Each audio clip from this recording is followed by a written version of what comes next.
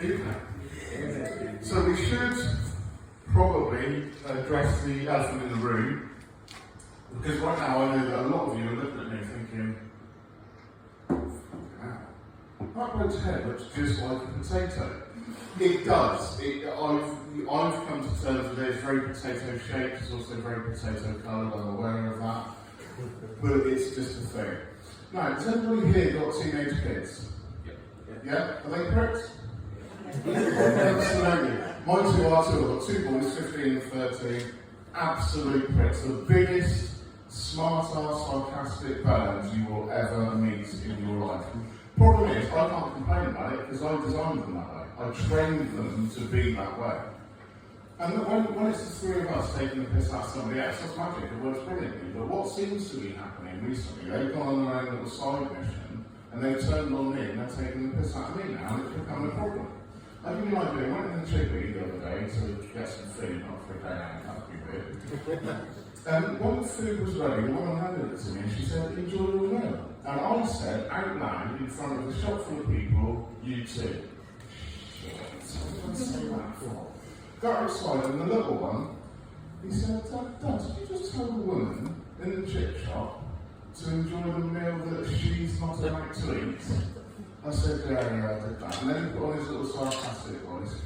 And he goes, I would have done that, Dad. It's a bit weird. I wouldn't have done that. The eldest one took a slightly different approach. He just sort of looked at me sideways and went, no, mate. And then the little one piped up again and went, I think you'll find it's a potato, mate, actually.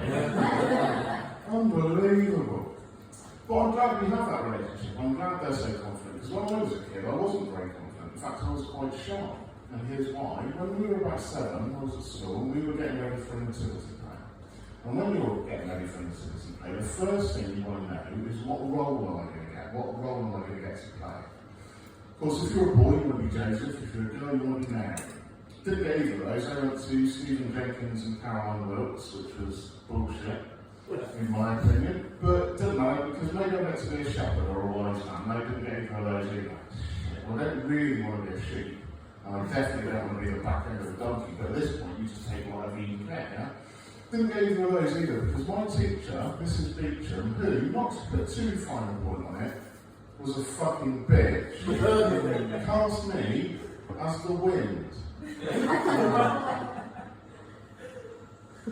Yeah, and now you're probably thinking, okay, but that's a weird thing, Zach, but what does being the wind in a nativity play entail? I'll tell you, it involved wearing one of Mrs. Beecham's black pleated skirts around my neck, spinning around going, woo, I am the wind.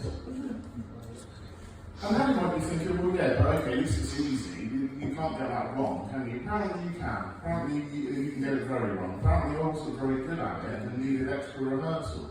So where all the rest of the kids in my class were in the classroom learning how to read and write and count, I was sent out into the corridor on my own, wearing a pleated black skirt around my neck, spinning around going, woo, I am the wind, until another teacher came out of her class to ask me what the fuck I thought I was doing. Unbelievable. But they do say every cloud has a silver lining, and this one does. This story does actually have a happy ending, because that happened in about 1985, and at the time Mrs. Beecham had to be 60 years of age if she was dead. So now I can take comfort in knowing that she's almost certainly fucking dead. Well, I had a bad day the other day. I had to go to Southampton, and that wasn't even the bad bit. I was driving through Southampton, I had to stop at some traffic lights, and I was sat there, and I saw my mate Ben across the road in front of me. I thought, well, that's weird, because I live in Bournemouth and Ben lives in Ipswich. So I thought, well, the chances of me seeing Ben in Southampton are pretty slight. So I did the only reasonable thing you can do in that situation. I wound down my window and shouted, "Oi, Ben, you wanker!" Then 4 things happened all at the same time. Ben turned around to look at who was shouting at him. I realised it wasn't Ben. The lights went green, and I saw the fucking car. So Southampton, with a very, very angry, confused looking Southampton man looking at me as if he wants answers. But that probably wasn't the worst day I've had. The worst day I had recently happened maybe 5 years ago. You see, I've just lost a load of weight. Lost about 6 stone, in fact. Not often gets a cheer, thank you. And a friend of mine, she sent me a message saying, I've put something in the post for you to say congratulations, I hope you enjoy it. And I thought, oh brilliant, I can't wait to see this. Obviously I wasn't in the day it got delivered, but I thought, okay, it's fine, because they delivered it to the local post office.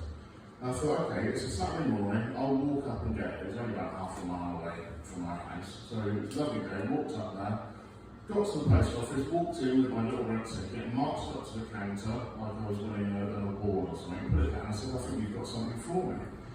The guy disappears off out to the back and he comes back a minute later and he's grinning. And I thought, well, this can't look good. And he goes, oh, we wondered who this was for. And that's when I realised what he had in his hand. In his hand, he had a box. And that box can only be described as a very clearly marked dildo box. And I thought, shit, this can't be for me. This must be a mistake. And I realised who sent it and realised, yeah, it almost certainly was for me.